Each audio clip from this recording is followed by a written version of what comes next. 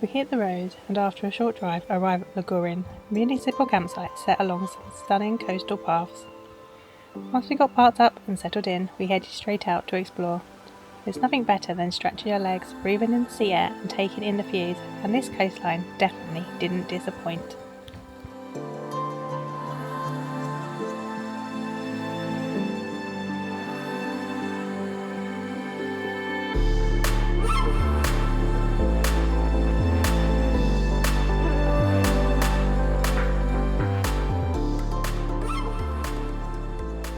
Good morning. So today is going to be a mega hot day. We've just got like hot day after hot day after hot day at the moment. So we arrived here yesterday, as you saw, and this place, the area is stunning.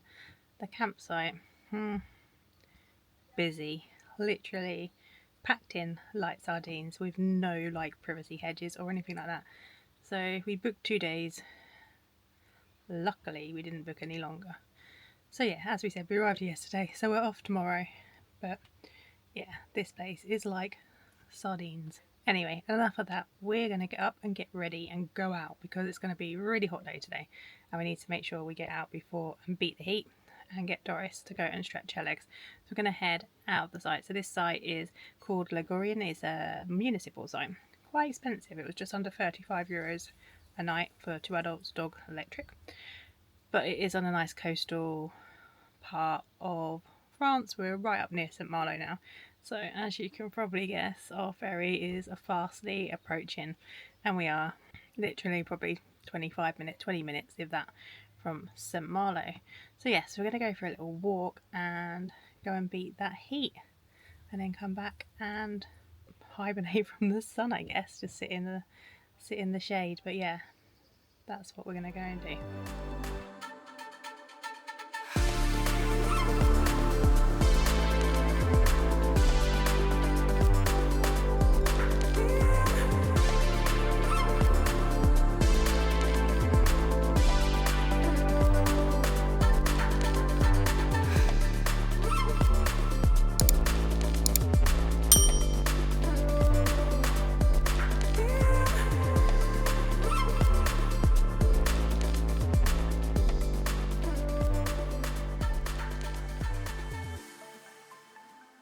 Hello everybody, welcome to the hot house.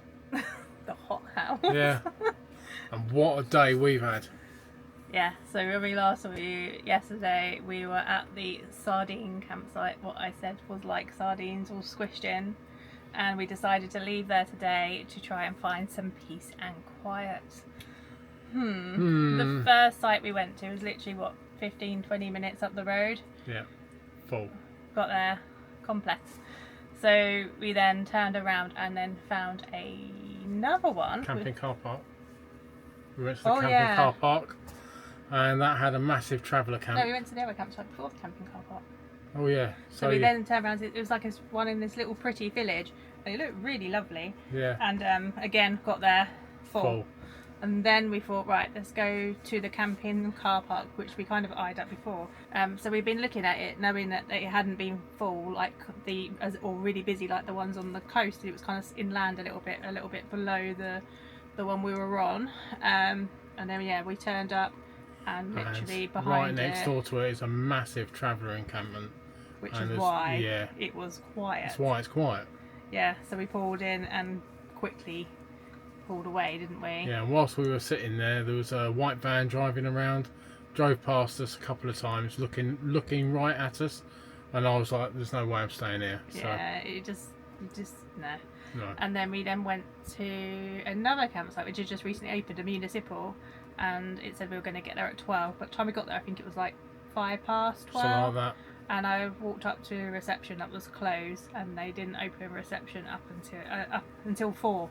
So they were shut 12 till 4. We were just like, really? So plan A was wrong. We had our plan B that went wrong, and then all the other plans just went wrong. Yeah. So we're like, what we're going to do now is obviously baking hot. Doris is in. We have got aircon in the cab, but Doris has only got a little fan in the back, and it was lunchtime. So we knew that other campsites were probably going to be closed. So then I called another campsite and said, do you shop for lunch? And they said no. I said, do you have any spaces? They said, we have one axi space left and then 2 pitches with private bathrooms, but you weren't allowed to book any of it over the phone. You had to book it all online. She told me the prices as well. So we said, well, we'll be there in 15 minutes. When we got there, there was a bike in front of us, and he got the last pitch, and then they turned around and said to us, do you want a picture with electric? Now I reckon without electric, and I reckon the bloke in the bike didn't need electric. But anyway, so with the person on the bike, they offered him a picture of electric or private bathroom, and he said electric. But then they said for us we could only have non-electric, but they didn't offer the bike non-electric, and it was just a little push bike, wasn't it? Yeah. He didn't have any electrical hookups. So yeah, so we then were like, where are we going to go from there? And we were starting to head back towards a camping car park we'd already been on, which was Saints, just because we didn't know where to go, and we knew that was okay. But then we remembered there's a little air in this place. I can't even remember where we are now. Dole de Bretagne. Yeah, and we were going to go there actually when we left Saints, but we didn't because it looks a little bit crammed in. But we came here and there's space, and actually it's not crammed in at all, is it? It's alright, it's nice. And it's got electricity, which we need for... And it's a beautiful little village, and we thought, oh, we'll have a stroll into the village and everything. Got into the village, and Gemma went, oh, it'd be nice if those fire engines were there, weren't there? I thought it was like a And fate. I said to Gemma, I said, well, I think they're there for an emergency. She was like, oh, well, no, it's a fate. And I went, no, it's not, it's an emergency. And half the town's burnt down. Yeah, so, and because of that, obviously, the whole town had been wiped out of electric. Yeah. So... obviously we didn't see it in a very good light because everything was shut, like all the shops that should have been open, bars and everything was just shut. Yeah. So yeah. It's so now what we've done is we've booked onto that campsite that we went to that's in Saint-Malo. We're booked in for 3 nights, so we're arriving there tomorrow, and we'll just hunker down with the aircon on.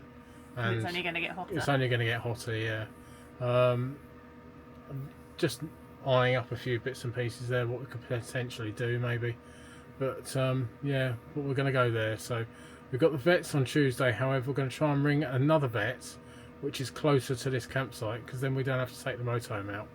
And see if we can get in there Monday, Tuesday, or Wednesday. And we'll just have to have a hot walk. So yeah. So today, because you probably don't, it didn't make any sense to you, but so today is Sunday. So we're going Monday to the campsite, and then we would then have to go back out again Tuesday. So we're going to see if we can do anything on the way to the campsite. So we looked at changing our ferry to come back a little bit earlier. Because everything was full. Yeah, because everything is full. Full. Like I've never known anything like it. We've always been able to stand up at a campsite. Yeah. I think it's because we're by the coast and it's so hot, and it's much, even though it's so hot here, it's much cooler than inland. So like here we're in the 30s, but in like Dordogne it's like 42. Yeah. So I think everybody's people are trying to get headed to the coast and heading away from it. A bit away from the main. Well, it's still hot, but it's better than it is. But yeah, I've never known it. It's literally crazy. Yeah. So looked at changing ferries. Obviously, we've got to wait for the vets with Doris. The only other ferry we could get was on Tuesday, but they didn't have any dog-friendly cabins, and it's a night sailing, and I didn't want to do that one because Doris being in a kennel. And also, it's going to be really hot. I know it's night time, but it's still going to be like hot and humid for her. Yeah. Even if she's in a place she doesn't like, she's going to get herself worked up, isn't she? Yeah. And then Wednesday there's no ferry, and then Thursday is the one we're booked on, so we're stuck on a Thursday one. And actually, the campsite that we did pull into earlier, the one with the bike, the one that we booked on, it looked a really nice campsite. Yeah. It looked very well maintained. It had like a nice bar there, and it's going to be hot, so hopefully it'll just be a nice place. And it looked like a really pretty surrounding, so if you're sitting in your van, there's like a little like chateau in the grounds and stuff. It did look nice. It's about a 10-15 minute drive to the port on Thursday morning, and I can't wait to get to the ferry now. So yeah, looking forward to getting back to the UK now. I never thought I'd say that, but no, really I never looking thought you'd say that. No, never thought I'd say that, but I'm looking forward to getting back to the UK, and yeah, and just getting back into our into a bit of a routines. And yeah, even though we've really enjoyed our holiday, we have really enjoyed the last couple of weeks. Has been hard. Today's been today has been the hardest, but the last couple of weeks have been really hard because it's been so busy everywhere. like And I even think everyone's inland. basically squeezing in their holidays before the schools kick out, aren't they? Yeah, So yeah, it's just been crazy. crazy. Something to consider if we're out here next year. Do we come back 2 weeks earlier? Maybe. Well, before the craziness happens. Potentially. And do a bit of craziness in the UK. Maybe go to Brighton or something like that. I don't think it's as crazy in the UK though. I personally don't. We were saying that earlier. I don't. Our site, like the Caravan Motorhome Club sites and places, they're busy at weekends, but not midweek. No. Nothing like what we've witnessed today. Not today, no. No, it's a Sunday. Everything is full. Like, no, I never known that in the UK. Like a Sunday and campsites just to be full. Like literally one. And after another. It's only just going to get busier now. It's what, the 20th or 21st today. And then July is the big time it kicks in for holidays, and then August it just goes mental over here. And when you're watching this, it will be August. Yeah. So anyway, that's it. We'll show you around this little air maybe when it cools down. Yeah, maybe. If it cools down. Bye. Bye.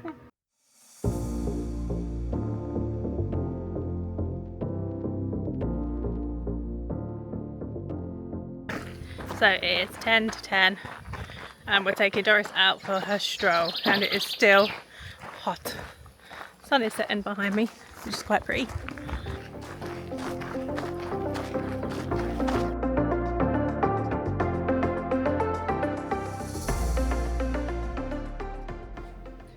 So we have woken up. Yeah, it is super hot. This is probably one of the hottest nights and the hottest mornings. We've actually had to put the aircon on as soon as we woke up this morning, and it is like a furnace out there. We have got a red weather warning for extreme heat, so we're not supposed to be going out or between 11 a.m. and 9 tonight. But yeah, so extreme heat warning. So it is currently, I don't know, 9:30 or something, and it is scorching out there, and you can't like breathe. It's really weird. So the air is just like horrible. But anyway, we managed to get onto that campsite that we tried to get onto yesterday. We've got a confirmed booking, so that is really super good. And also I phoned the vets today and I asked if they had any appointments today, so we didn't have to get to the campsite and then travel out again tomorrow. And they were like, yes, no problem, come at 11.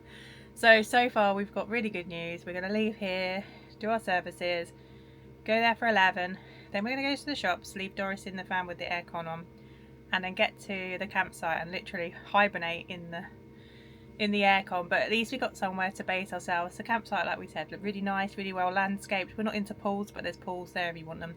And yeah, it just looked a really nice place just to sit.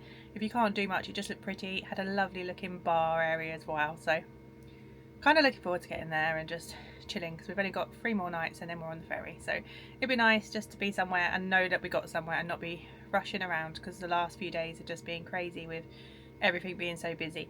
So yeah, so that's what we're going to do. So I better hurry up and get ready, otherwise we're going to be late. So just getting the services done and then we're going to hit the road. So service point is just here, and you can see all the bays are quite nicely landscaped, and they're just over there doing some work at the moment. Bins are a bit full. Just go this way. So when you arrive here, it's a pay and display type thing. You just pay on the machine here. It's quite simple. You can change the language, English, buy a ticket, and you put your number plate in, and then it will take payment of about €14, and you get electric and everything included. So pretty good. Oh my, I can't believe how warm it is. It's not even like 10 o'clock. I am sweating. Anyway, we gotta go. So we made it to our campsite. We've been to the vets, been shopping, got everything we needed to get done. So really good. I'm currently sitting in the aircon and I'm gonna go and sit outside and see how warm it is. So I'm gonna sign it off for this one. So thanks for watching, guys. If you like this video, please give us a thumbs up. Don't forget to subscribe if you haven't already. And also follow us on Facebook, Instagram and TikTok. And we'll catch you on the next one. Thanks for watching. Bye.